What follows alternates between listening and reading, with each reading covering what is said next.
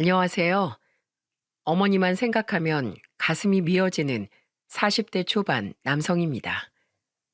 누구에게나 그렇듯 저에게는 어머니는 특별한 존재랍니다. 떠올리기만 해도 가슴이 문드러지는 듯 아프고 그립고 또 애틋해지는 그 이름. 그 이름이 바로 어머니죠.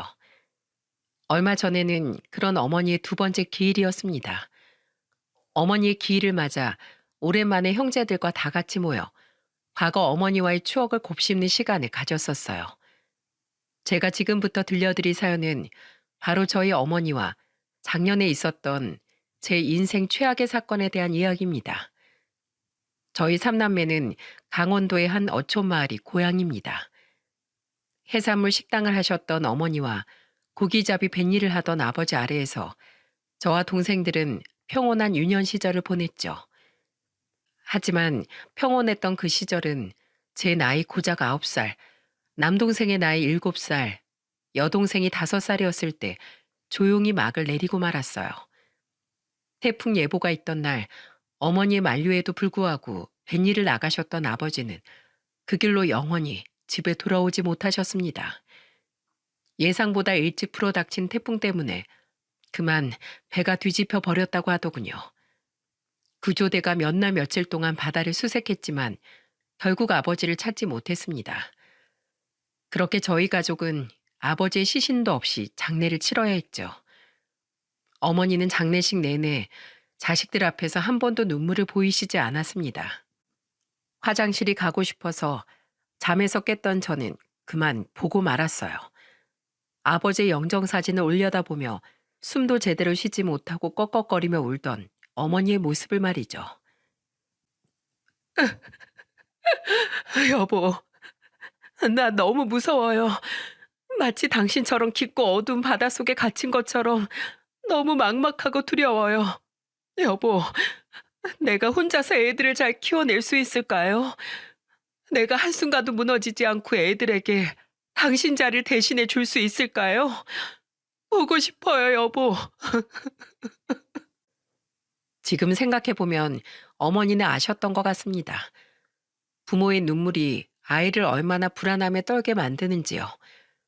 그래서 어머니는 우리 삼남매 앞에서 애써 눈물을 참다가 그날 밤 결국 슬픔을 이기지 못하고 무너지셨던 거였죠. 아버지가 돌아가신 지 얼마 되지 않아 저희 가족은 도시로 이사를 갔습니다. 어머니는 그 도시에서 다시 식당을 차리셨어요. 전에 살던 곳은 유동인구도 관광객도 많이 없던 한적한 시골이라 그곳에서 어머니 혼자 식당을 하며 생계를 꾸려나가기엔 벌이가 턱없이 적었기 때문에요. 어머닌 정말 억척스럽게 사셨습니다. 어머니는 아침부터 저녁까지 식당에서 일을 하셨고 전 학교가 끝나면 친구들과 어울리지 않고 곧장 집으로 와 어머니가 냉장고에 차려놓은 반찬들로 동생의 저녁을 챙기고 동생들의 공부를 봐주곤 했죠. 그렇게 어머니의 희생 속에 우리 삼남매는 무사히 성인이 되었습니다. 제 남동생은 빨리 돈을 벌고 싶다며 직업 군인이 되었고 여동생은 대학에 진학하지 않고 2년간의 고시 생활 끝에 교도관이 되었습니다. 삼남매 중 제일 먼저 사회로 나왔던 전 사진관에서 보조기사로 일을 배우기 시작했습니다. 사진과가 있는 대학에 들어갈까도 잠시 고민했었지만 전 정말로 공부를 못했었거든요. 다른 일도 많은데 왜 하필 사진이니? 그냥 두 번 다시 돌아오지 않을 현재를 한 장의 사진에 머무르게 하는 일이 뜻깊어 보여서요. 우린 지금도 돌아가신 아버지 사진 몇 장으로 아버지를 추억할 수 있잖아요. 그것처럼 많은 사람들에게 추억할 수 있는 지금을 선물해주고 싶어요. 어머니의 물음에 저는 저렇게 대답했습니다. 아버지를 일찍 여의었던 저는 몇 장의 사진 속에만 남겨져 있는 우리 5식구의 평화로운 한때가 무척이나 소중하게 느껴졌죠. 그리고 그것에서 사진의 소중함을 느꼈고요. 열심히 일하며 돈을 모은 끝에 저는 30대 초반의 나이에 드디어 제 사진관을 열게 되었습니다. 사진관을 열고 제가 제일 먼저 찍은 사진은 다름 아닌 저희 어머니의 사진이었죠. 아유, 됐다. 늙어서 흉해진 얼굴이 뭐가 예쁘다고 사진까지 남겨. 그런 말씀 마세요, 어머니. 어머닌 예전에도 지금도 제 눈엔 누구보다 가장 고우세요. 한사코 사진 찍길 싫어하던 어머니는 사진을 찍던 날엔 고운 한복을 차려입고 나오셨더군요. 제가 놀랍다는 눈으로 어머니를 바라보니 어머니는 얼굴을 붉히며 말씀하셨어요. 네 아버지랑 결혼할 때 맞췄던 거다. 네가 사준 고운 옷도 있지만 내 눈엔 아직도 이 한복만큼 곱고 의미 있는 옷이 없어. 그날 어머니는 참 고우셨습니다. 아직도 사진으로 고이 간직하고 있는 그때 어머니 얼굴은 50대 후반이라고는 여겨지지 않을 정도로 맑은 소녀 같은 모습이었죠. 그로부터 3년 뒤 저는 지인의 소개로 만난 동갑내기 아내와 결혼을 했어요. 일남 일녀 중 막내였던 아내는 조금 철이 없는 사람이었습니다. 아버지는 무척이나 엄하신 것 같았는데 어머니께서 아내를 오냐오냐 키우신 것 같더군요. 아내 오빠는 일찌감치 20대 시절에 장가를 가서 서울에서 터를 잡고 살고 있었고요. 그런데 마냥 해맑고 때묻지 않아 보이는 아내를 자꾸 보다 보니 저까지도 모든 걱정이 사라지는 것 같았습니다. 어릴 적 아버지가 돌아가신 후 일찍 철이 들고 항상 어머니 걱정, 동생들 걱정에 매여 살았던 제 인생도 조금은 가벼워지는 기분이 들었죠. 거기에다 빨리 결혼을 하고 싶어하는 아내의 적극적인 의견 피력이 더해져 전 연애 1년 만에 아내와 결혼을 하게 되었습니다. 자네 집안 사정은 익히 들어 알고 있네. 일찍이 부친을 잃고 힘들게 살았다지. 내가 돌아가신 자네 부친만은 못하겠지만 장인 또한 자네 부친이나 다름없다고 생각하고 무슨 일 있으면 언제든 내게 편히 기대게. 철부지 우리 딸 잘 부탁하네. 장인어른은 감사하게도 절 무척 마음에 들어 하셨습니다. 반면 장모님께선 절 조금 탐탁지 않게 생각하셨죠. 홀어머니에다 장남이라고? 설마 우리 영은이가 홀 시어머니를 모시고 살아야 하는 건 아니지? 아닙니다. 저희 어머닌 다 큰 자식들이랑 같이 살면 오히려 본인이 더 불편하시다면서 절대로 합가할 생각이 없다고 먼저 못을 박으셨어요. 군인인 제 동생은 이미 2년 전에 결혼해서 부대 근처에 살고 있는데 그때도 그렇게 말씀하셨고요. 그리고 아내가 인사를 다녀간 날 저희 어머니께선 저를 불러 앉히고는 이렇게 말씀하셨어요. 평생 고생 한 번 없이 귀하게 자란 처자인 것 같더구나. 이미 너희들끼리 결혼 약속을 했고 네 처가들 집에서도 허락을 받았다고 하니 난 아무 말 않겠다. 성종아, 결혼을 한다는 건 아주 많은 것을 내려놓고 양보해야 한다는 거다. 네 성에 차지 않는 일이 생겨도 이미 평생의 반려자로 되기로 약속한 사이니까 눈 한 번 꾹 감고 참거라. 아내를 귀히 여기고 항상 아내 입장에서 무엇이든 이해해 보려고 노력하렴. 그럼에도 네 마음을 알아주지 않거든 큰 중대사는 그때 가서 고민하고 결정해도 된다. 항상 너에게 제일 우선은 이제 내가 아니라 네가 새로 꾸린 가정이라는 거 잊지 마. 결혼하게 된 걸 진심으로 축하한다, 우리 큰아들. 어머니는 동생 때와 같이 저에게 5천만 원이라는 거금을 지원해 주셨습니다. 거기에 저는 제가 모은 돈 7천만 원을 더해 전셋집을 얻으려고 했어요. 씀씀이가 컸던 아내는 모아둔 돈이 1,000만 원밖에 없었기에 그 돈으로는 저렴하게 혼수를 채우려고 했죠. 하지만 장인어른은 저와 아내를 불러 놀랍고 감사한 말씀을 하시더군요. 내가 투자 목적으로 사둔 아파트가 하나 있네. 넓진 않고 18평 정도 하는 곳인데 재개발이 무산돼서 그냥 저렴하게 전세를 주고 있었어. 자네랑 영은이가 결혼할 쯤엔 전세 기간이 만료되니까 거기서 살면서 돈을 모아 나가는 건 어떤가?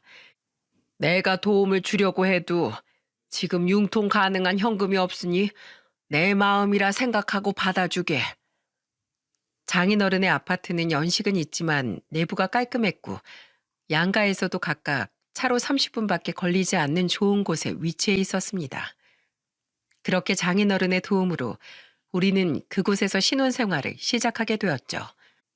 아내와 제 나이 36에 우리는 눈에 넣어도 아프지 않을 아들을 얻었어요.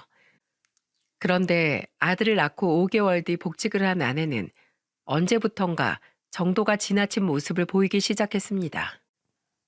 여보, 나 유민이 엄마한테 맡기고 친구들이랑 좀 놀다가 올게. 여보, 나 친구들이랑 주말에 여수여행 다녀오고 싶어. 여보, 나 백화점에서 옷 좀 사게 카드 좀 줘. 우리는 평일엔 아들을 어린이집에 맡겼었는데 아내는 주말마저 어린 아들을 장모님께 맡기고 자꾸만 밖으로 나돌더군요. 제가 유일하게 쉬는 일요일을 제외하고 말입니다.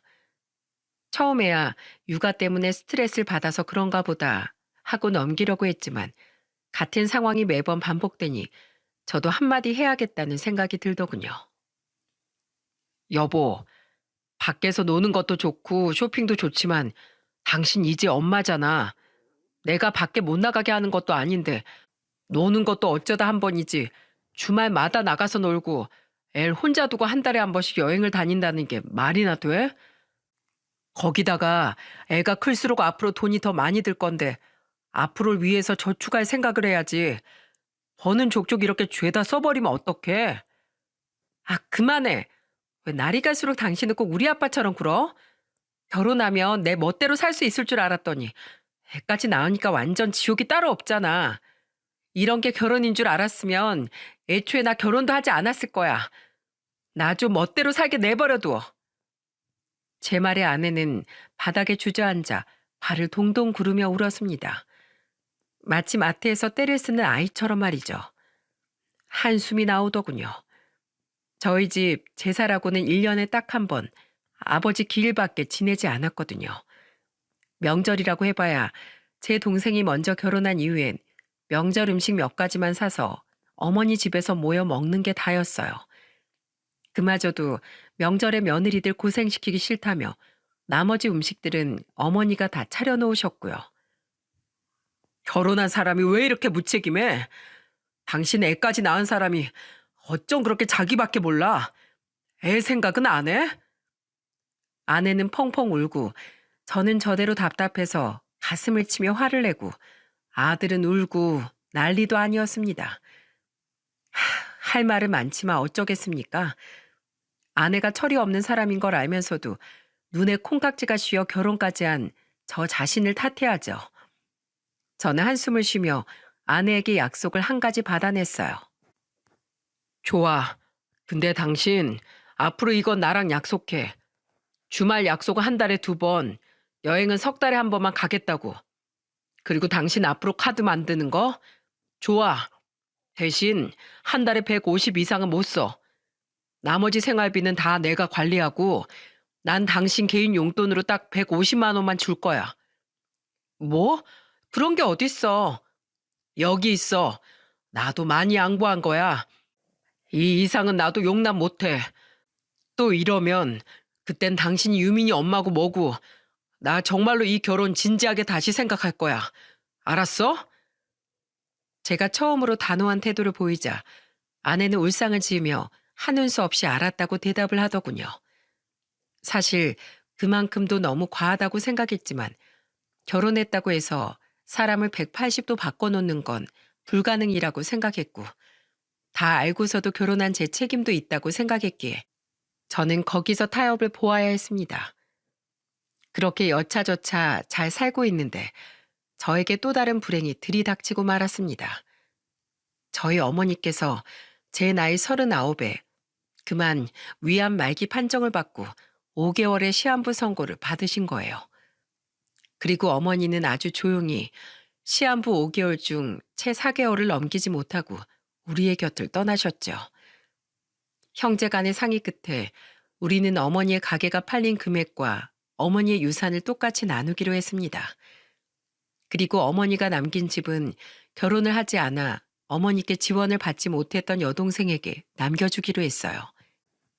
이후 어머니가 돌아가신 지 1년이 채 안 되었을 쯤에 어느 토요일이었습니다.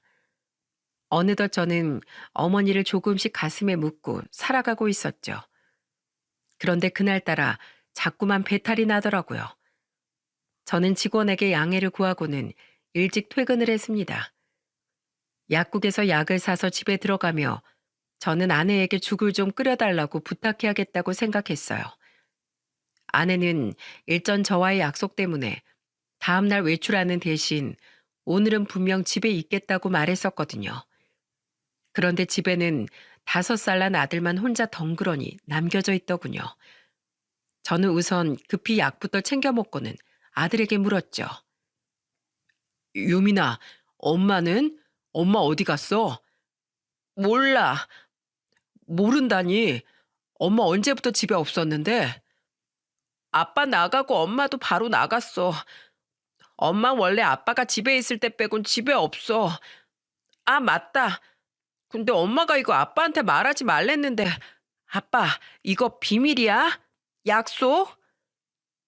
어린 아들은 자기가 지금 무슨 말을 했는지 짐작도 하지 못한 채 해맑은 표정으로 제게 새끼손가락을 내밀었습니다.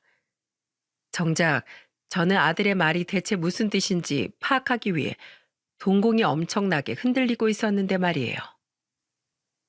유민아, 그러니까 유민이 어린이집 다녀오는 날 말고 어린이집 안 가는 날에도 엄마가 집에 없었다고? 아빠 집에 있는 날 말고는? 어, 엄마가 외할머니네 데려다 주거나 아니면 외할머니가 유민이 보러 우리 집으로 왔어. 근데 오늘은 외할머니가 못 오는 날이니까 엄마가 집에서 과자 먹고 얌전히 놀고 있으랬어. 아빠 오기 전에 온다면서. 그리고 문 앞에서 엄마 기다리고 있던 어떤 아저씨랑 같이 나갔어. 아저씨? 심장이 덜컥 내려앉는 기분이더군요. 아들의 말은 곧 아내가 바람을 피우고 있다는 말 아니겠습니까? 저는 충격으로 손까지 덜덜 떨었죠. 저는 우선 상황을 제대로 파악해야겠다 싶어 아들의 새끼손가락에 손가락을 걸며 말했습니다. 유민아, 아빠가 비밀로 해줄 테니까 유민이도 아빠한테 이런 말 한 거 엄마한테 비밀이다. 알았지? 그날 아내는 먼저 집에 들어와 있던 저를 보고 깜짝 놀라더군요. 저는 최대한 아무렇지 않은 척 아내에게 말했죠. 나 방금 들어왔어. 당신 어디 갔다 온 거야? 어? 미안. 잠깐 요 앞에 친구가 뭐 좀 가져다 달라고 해가지고 나도 잠깐 나갔다가 바로 들어온 거야. 능청스럽게 거짓말하는 모습이 아주 가증스럽더군요. 그리고 저는 다음 날 사진관에 못 나간다고 직원에게 전화를 남긴 채 외출하는 아내의 뒤를 조용히 밟았습니다. 급한 일이 있다며 아이는 장모님께 맡기고서요. 차를 끌고 나간 저는 아내가 탄 택시의 뒤를 쫓았습니다. 그리고 아내가 향한 목적지는 혹시 내 착각일지도 모른다는 제 마지막 기대마저도 와르르 무너뜨리고 말았습니다.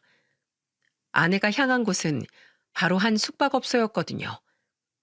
택시에서 내린 아내는 앞에서 자신을 기다리고 있던 한 남자와 자연스럽게 팔짱을 끼더니 한 채 망설임도 없이 그곳으로 들어가더군요. 저는 떨리는 손으로 카메라를 들어 올려 그 모습을 전부 찍었습니다. 그리고는 초조한 마음으로 건너편에 차를 대고 두 사람이 나오길 기다렸어요. 두 사람은 3시간이 지나고서야 그곳을 나왔고 이후엔 영화관으로, 영화관에서 나온 이후엔 식당으로, 마지막엔 술집으로 향하더라고요.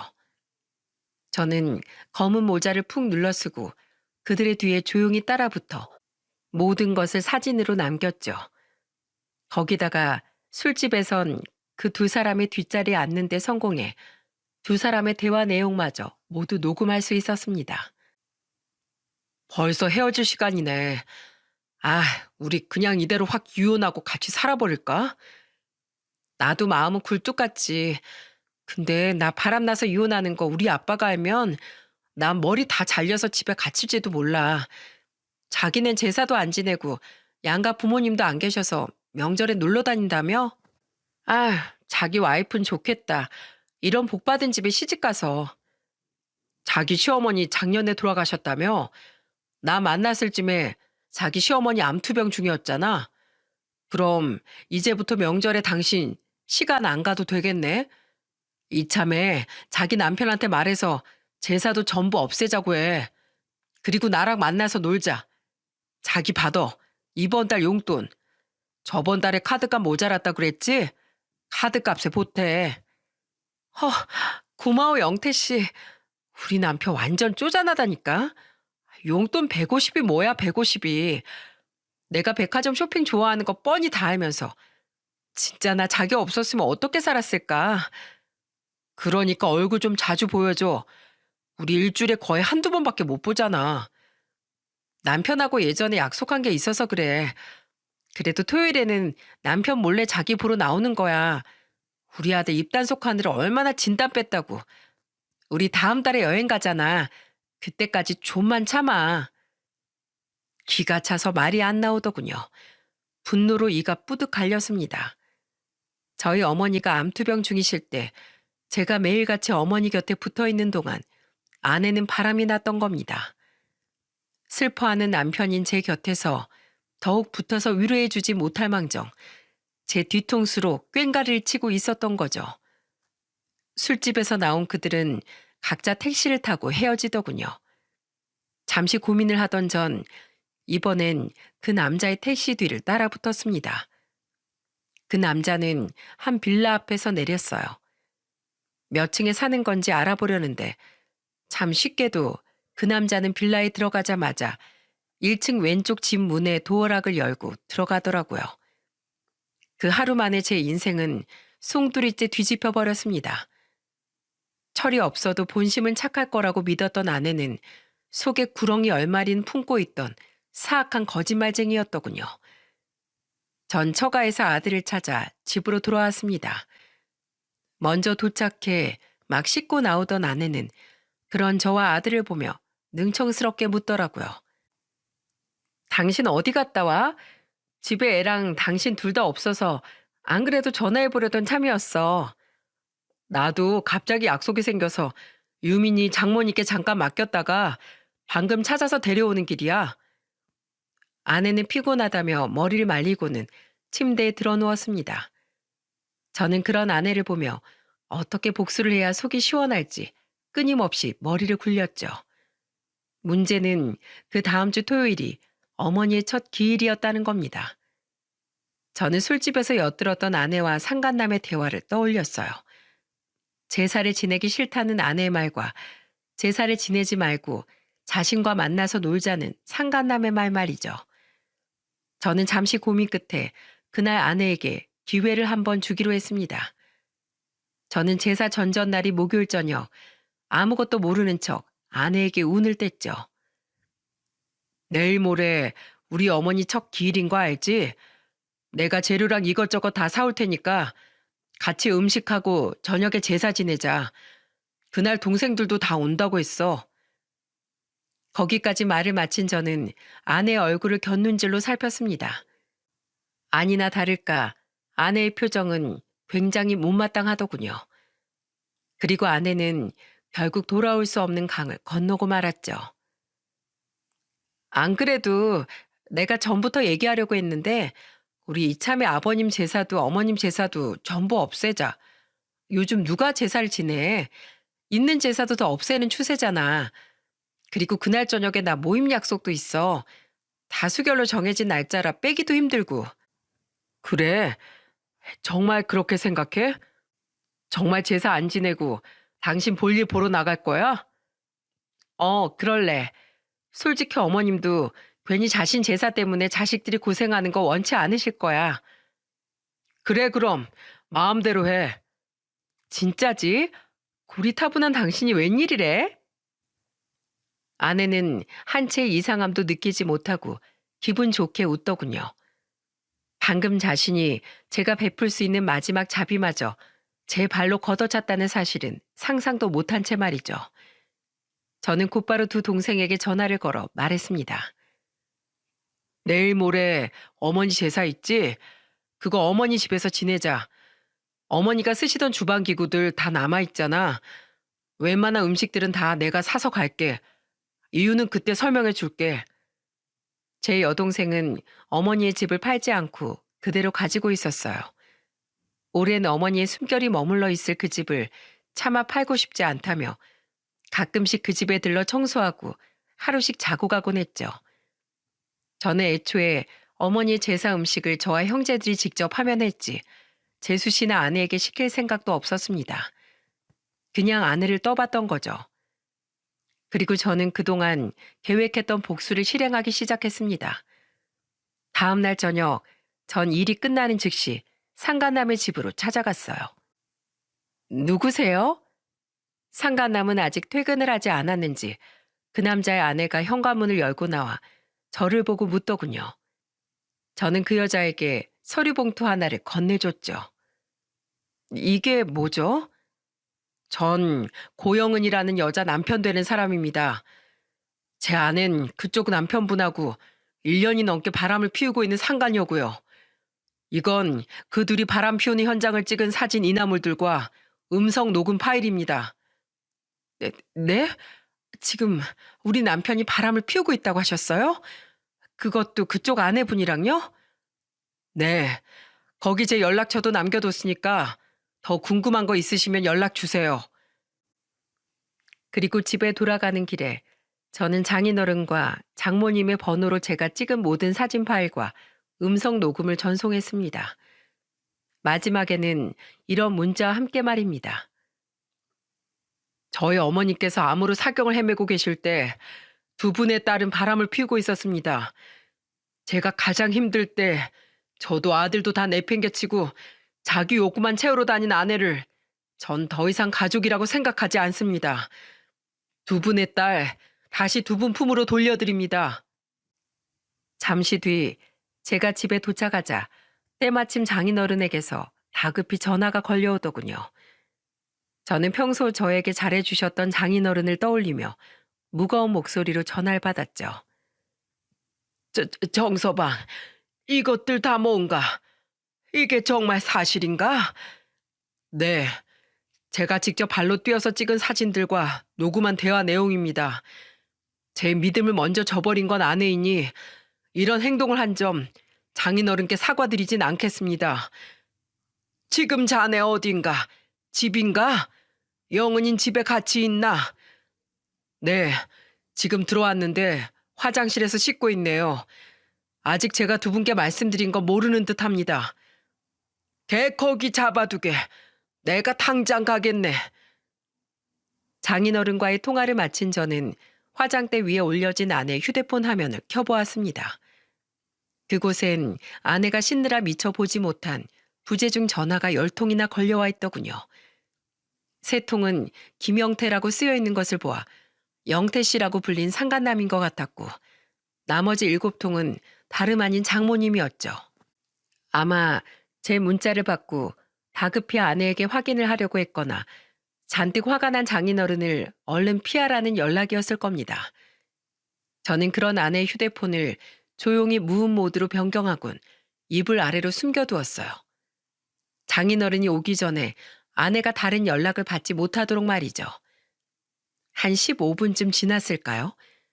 전 졸려서 눈이 감기고 있는 아들을 방에 재우곤 방 밖으로 나왔습니다. 씻고 나온 아내는 자신의 휴대폰을 찾고 있더군요. 그때였어요. 이상하다. 내 휴대폰이 어디 갔지? 당신 언제 왔어? 당신 내 휴대폰 못 봤어? 분명 화장대 위에 놔뒀는데. 글쎄, 난 못 봤어. 근데 당신 오늘 무슨 날인 줄 알아? 오늘? 내일은 어머님 기일이고 오늘은 무슨 날이지? 제삿날이야. 당신 제삿날. 뭐? 아니, 그게 무슨 아닌 밤중에 홍두깨 같은 소리야. 초인종 울린다. 이 시간에 누구지?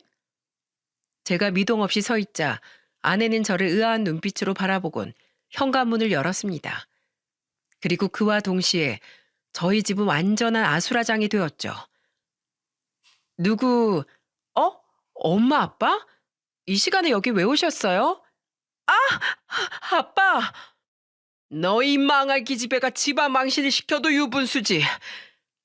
집에 들어오자마자 장인어른은 젖은 아내의 머리카락을 움켜쥐고는 집 안으로 쳐들어오셨습니다. 아내는 소리를 질러대며 머리채를 잡힌 채 장인어른에게 끌려 들어왔고 장모님은 옆에서 발을 동동 구르며 장인어른에게서 아내의 머리채를 빼내려고 애를 쓰고 있었죠. 그러거나 말거나 장인어른은 아내의 머리채를 쥐고 주방을 두리번거리더니 이내 주방 가위를 찾아 집어들었습니다. 여보, 그걸로 뭐 하려고요? 예? 여보, 우선 진정하고. 진정은 무슨 진정? 이런 앤 아이 밖에서 얼굴도 못 들고 다니게 아주 엉망진창으로 만들어버려야 돼. 당신이 얘를 그렇게 오냐오냐 키웠으니 시집을 가고서도 정신을 못 차리고 바람이나 피워대지. 바람? 아빠가 그걸 어떻게... 내 머리카락. 아빠, 잠깐만. 내 말 좀 들어봐. 아빠, 여보, 우리 아빠 좀 어떻게 해봐. 장인어른은 그 자리에서 아내의 머리카락을 손에 잡히는 대로 잘라버리시더군요.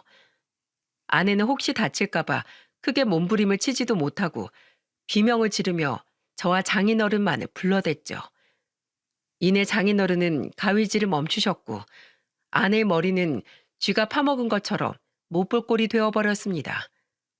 장모님은 아내의 머리를 보며 아이고 소리만 남발했고 아내는 바닥에 떨어진 자신의 머리카락을 보며 펑펑 울기 시작하더라고요.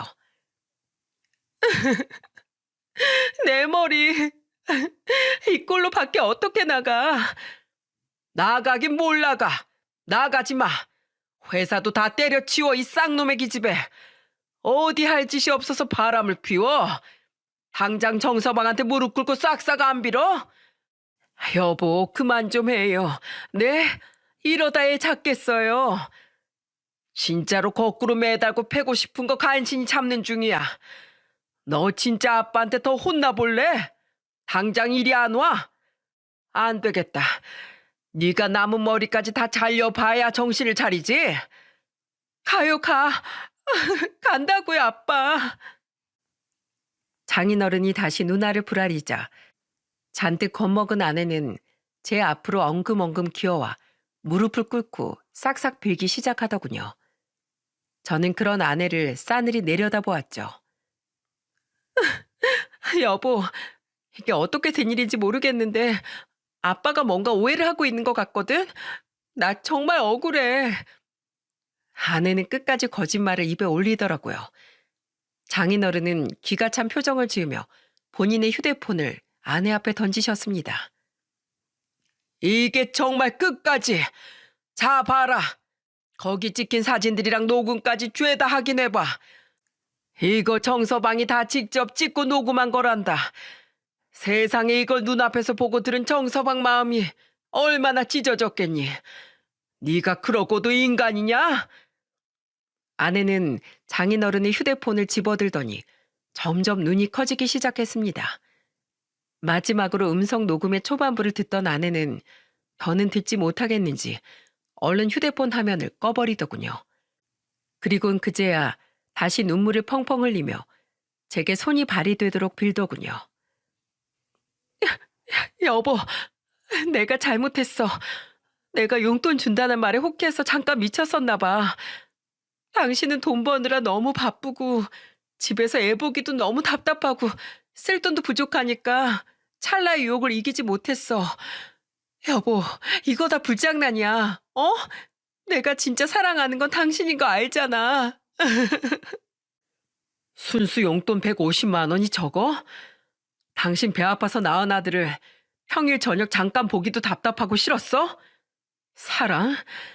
당신 아버지가 무서워서 이혼 못하고 여기에 매여 사는 게 사랑이야? 이렇게 살기 싫었으면 결혼을 하지 말았어야지. 다른 것도 아니고 어떻게 우리 어머니가 사경을 헤매실 때 내가 누구보다 힘들 때 날 배신해? 당신은 끝까지 당신 스스로밖에 돌볼 줄 모르는 사람이야. 난 당신한테 마지막으로 조용히 이혼할 기회를 줬어. 내일 우리 어머니 첫 기일에 나한테 제사 없애자고 하면서 바람난 놈 만나러 갈 국림을 하던 네가 그 기회를 뻥 차버린 거야. 이건 전부 자업자득이라고. 알았어? 어제? 그건 내일 제사 지내자. 지내면 되잖아. 그럼 나 용서해 줄 거야? 내가 내일 아침 일찍 일어나서 장 보고 올게. 어머님 좋아하시던 잡채랑 갈비까지 해서 죄다 제사상에 올릴게. 아니, 네가 제사를 지내자고 했어도 어차피 난 당신이랑 이혼했을 거야. 다만 장인어른께 알리지 않고 조용히 마무리를 해줬겠지. 우리 유민이 봐서라도. 난 당신과의 결혼 생활에 최선을 다했어. 당신을 최대한 이해하려고 노력했고 내가 허용할 수 있는 한계치까지 당신에게 양보해 주려고 노력했어. 그런 내게 배신을 안겨준 건 당신이야. 애까지 팽개쳐두고 남자 만나러 다닌 당신한텐 우리 유민이도 절대 못 줘. 이제 당신은 내 인생에서 영원히 퇴장이야. 너무 분한 마음에 저는 결국 눈물을 글썽였습니다. 장모님은 제 팔을 붙잡고는 애원을 하더라고요. 정서봐, 이혼이라니 다시 한 번만 생각해주게. 부부란 게 살면서 한 번쯤은 실수도 할 수 있고 용서도 해주고 그런 거지. 당신 이리로 못 와? 사람이 염치가 있어야지. 어따 대고 정서방한테 그딴 말을 짓거려? 정서방, 미안하네. 딸 자식 잘못 키운 내가 무슨 염치로 자네 앞에서 고개를 들고 서 있을 수 있겠나. 우선 우리가 짐만 싸들고 영은일 자네 앞에서 치워주겠네. 정말 미안하네, 정서방. 아닙니다, 장인어른. 이 집은 원래 장인어른 집이니 저랑 유민이가 나가는 게 맞죠. 이혼 소장은 장인어른 댁으로 보내겠습니다. 실례하겠습니다. 여보, 가긴 어딜 가. 나도 데려가. 나 여기 있으면 정말 아빠한테 맞아 죽는단 말이야. 정서방, 제발 유민이 봐서라도 한 번만 더 생각해 주게. 나도 이렇게 빔새, 어? 장모님과 아내는 끝까지 제게 매달렸지만 전 한 채 망설임도 없이 그들을 뿌리쳤습니다. 아들의 방문을 열어보니 큰 소리에 잠에서 깬 아들은 구석에서 울고 있더군요. 전 전날 아내 몰래 미리 싸둔 저와 아들의 짐을 옷장에서 꺼내들고는 아들에게 옷을 입혀 그 집을 나왔습니다. 저는 아들과 차를 타고 어머니의 집으로 향했어요. 여동생이 최근에 다녀갔는지 어머니의 집은 깔끔하게 정돈이 되어 있더군요. 저는 결혼 전 제가 썼던 방에 침대에 아들을 누이고는 함께 옆에 누워 아들을 재웠습니다. 많이 놀라고 지쳤었는지 아들은 몇 번의 토닥임 뒤에 곧이어 잠이 들었죠. 다음 날 제게서 모든 이야기를 전해들은 동생들과 재수 씨는 경악과 분노를 감추지 못했습니다. 짜증나. 왜 간통법이 사라져가지고 그런 여자 교도소에 쳐넣지도 못하게 만들어? 교도소에서 마주쳤으면 내가 진짜 가만 안 뒀을 텐데. 어머니의 첫 기일의 화두는 하루 종일 저의 이혼 이야기였습니다. 이후 저는 여동생에게 양해를 구하고 한동안 어머니의 집에서 출퇴근을 하고 아들을 새로운 어린이집에 등원시켰죠. 그냥 큰오빠가 계속 여기서 지내도 돼. 나도 여길 누가 관리해주면 그것만큼 좋은 게 없지. 여동생은 그 집을 저에게 아예 명의 이전해 주겠다더군요.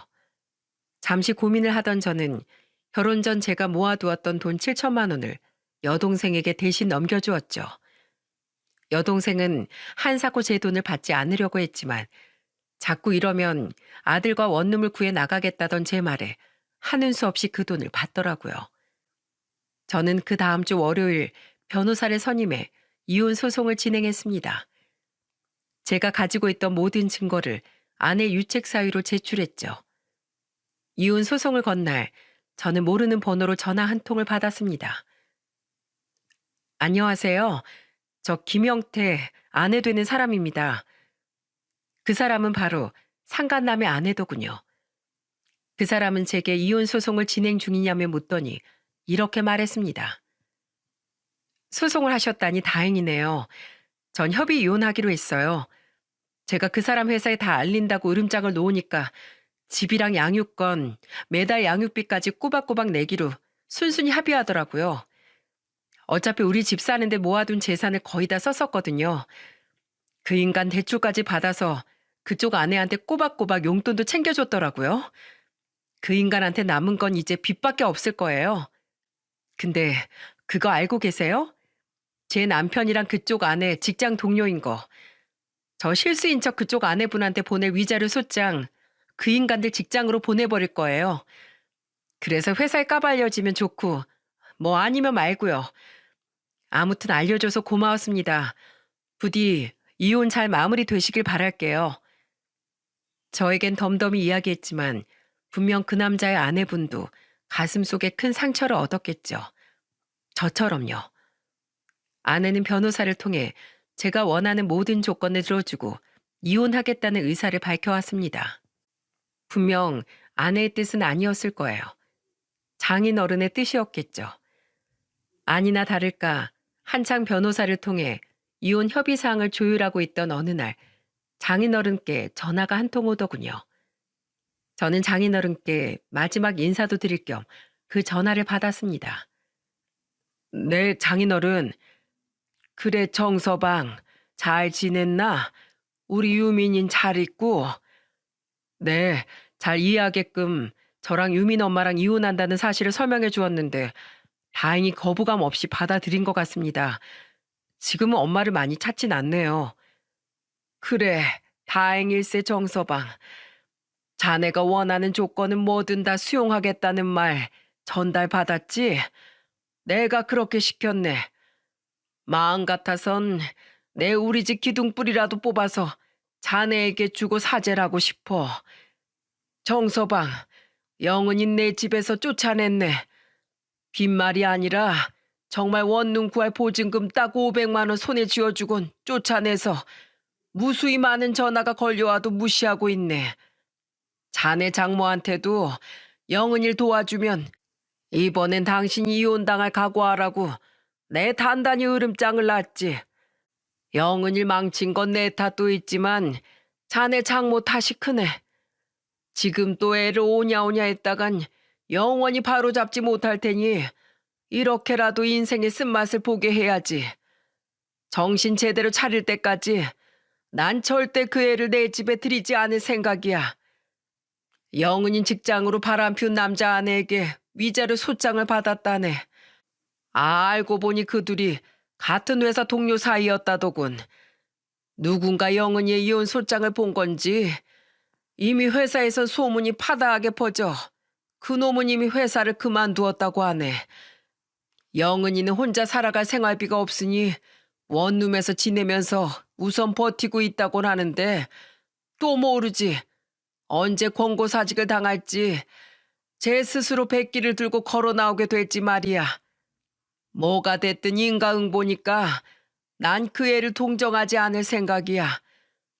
마지막으로 정서방, 내 말을 꼭 거절치 말고 들어주게. 자네랑 영은이가 살던 그 집 명의를 자네 앞으로 돌려주고 싶어. 위자료 대신이라고 생각하기 싫으면 자네를 아들처럼 생각했던 내 사주의 마음이라고 생각해 주게. 협의 이혼이 마무리되기 전에 이 이야기를 꼭 하고 싶어서 전화한 게야. 정서방, 모쪼록 앞으로 잘 살게. 돌아가신 사부인께 보란 듯이 이혼 따윈 아무것도 아니라는 듯 당차고 밝게 살아줘. 우리 유민이 잘 부탁하네. 그동안 내 사이가 되어주어서 참으로 고마웠네. 저는 한사코 장인어른의 호의를 마다했지만 장인어른은 막무가내로 제게 그 집을 넘겨주셨습니다. 이런 걸 바란 건 아니었는데 아내의 죗값을 장인어른이 치르는 모습을 보니 참으로 가슴이 먹먹해지더군요. 모두를 불행하게 만든 아내가 너무나도 미웠죠. 아내는 협의 이혼 서류를 접수하러 법원에서 마주친 날 세상 불쌍한 표정을 지으며 제게 이러더군요. 여보, 우리 진짜 이혼해? 나 진짜 요즘 사는 게 아니야. 유민이는 엄마 안 보고 싶어 해? 정말 나 한 번만 봐주면 안 될까? 넌 끝까지 정신 못 차렸구나. 안 돼. 싫어. 유민이가 당신을 아무리 찾아도 이젠 내가 당신이 끔찍하게 싫어. 당신을 보고 깨달았어. 세상 모든 어머니가 다 우리 어머니 같진 않구나. 자식이고 뭐고 제 한모만 생각하는 당신 같은 여자도 있구나 하고 말이야. 오늘 이후로 가급적 얼굴 볼 일 없었으면 좋겠다. 그리고 당신은 앞으로 재혼하지 마. 특히 절대로 애 낳지 마. 당신은 당신 혼자만을 위한 삶을 살아. 그게 모두에게 피해 안 끼치고 당신이 제일 유익하게 살아갈 수 있는 길이니까. 우리 유민이를 위해서 제발 넌 어디 가서 부끄럽게 살지 마. 나 간다. 아내는 제 말에 말없이 눈물을 뚝뚝 떨구더군요. 그날이 아내와 대화를 한 마지막 날이었습니다.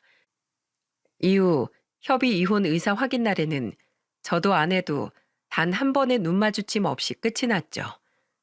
정확히 말하자면 아내는 몇 번 제 쪽을 흘끔댔지만 전 아내 쪽에 단 한 번도 눈길을 주지 않은 거지만은요. 아내는 아마 상간남의 아내에게 위자료를 물어줘야 했을 겁니다. 왜냐하면 저 또한 소송을 걸어 그놈에게 위자료를 받아낼 수 있었거든요. 그리고 저는 그동안 모아놓은 재산 중 아주 많은 비율과 아들에 대한 친권 양육권을 받아냈습니다. 매달 아내가 자기 월급에 조금 못 미치는 금액을 용돈으로 사용했다는 증거와 수많은 유책 사유 덕이죠.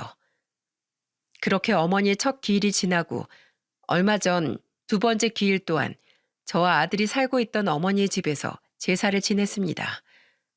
작년엔 집에 살림살이도 재료도 많이 없어 사서 제사를 지냈지만 이번엔 온 가족이 모여서 함께 제사 음식을 했죠. 재수 씨는 천천히 오셔도 된다니까요. 오셔서 저희가 하는 음식 먹고만 가시라니깐. 아니에요. 저도 저희 어머니께 손수 음식해서 올려드리고 싶어요. 엄마 없는 제게 어머님이 얼마나 잘해주셨는데요. 이 사람은 어머니 얘기만 나오면 맨날 눈물부터 글썽거려. 그건 그렇고 혜진아. 너 저번에 결혼할 남자 있다고 하지 않았어? 뭐? 너 왜 이 큰오빠한텐 이런 방구가 없었어? 아내, 내가 뻥 걷어찼어. 결혼 얘기하는 도중에 우리 엄마 돌아가신 지 얼마 안 된 거 알고 유산을 얼마나 받았냐고 묻더라. 하나를 보면 열을 안다고. 이놈은 안 될 놈이다 싶어서 냅다 차버렸지. 이야, 우리 혜진이 똑똑하다. 누구랑은 다르게 사람 보는 눈이 있네. 동생들은 아직도 절 놀려대곤 합니다. 6살이 된 아들과 초등학생인 조카들은 어른들이 웃자 무슨 일인지도 모르고 옆에서 따라 웃곤 하죠. 사진 속 엄마 좀 봐. 우리가 무슨 말 하는지 알고 웃으시는 건가? 큰오빠 저 사진 참 잘 찍었다. 우리 엄마 너무 곱게 나왔어. 한복도 쫙 빼입으시고. 제가 처음 사진관을 열 때 찍어드린 사진은 결국 어머니의 영정사진이 되었습니다. 여동생은 집에 모셔놓은 그 사진을 보며 아련하게 말했죠. 저 또한 사진 속 어머니를 보며 아무도 모르게 중얼거렸어요. 잘 계시냐고. 젊었을 적 고운 모습 그대로 그 한복을 입고 아버지를 잘 만나러 가셨냐고 말입니다. 이후 전 아내와 전 처가의 소식은 알지 못합니다. 더 들을 일도 없고 딱히 별로 알고 싶지도 않네요. 딱 하나 훌륭한 어른이셨던 장인어른과 자주 마주치지 못했어도 제게 잘해주셨던 형님께서 잘 지내길 바랄 뿐이죠. 아, 장인어른께서 제게 넘겨주셨던 그 집은 재개발 구역으로 확정이 되었어요. 장인어른이 일전에 포기하셨다는 그 재개발이 다시 추진되었더군요.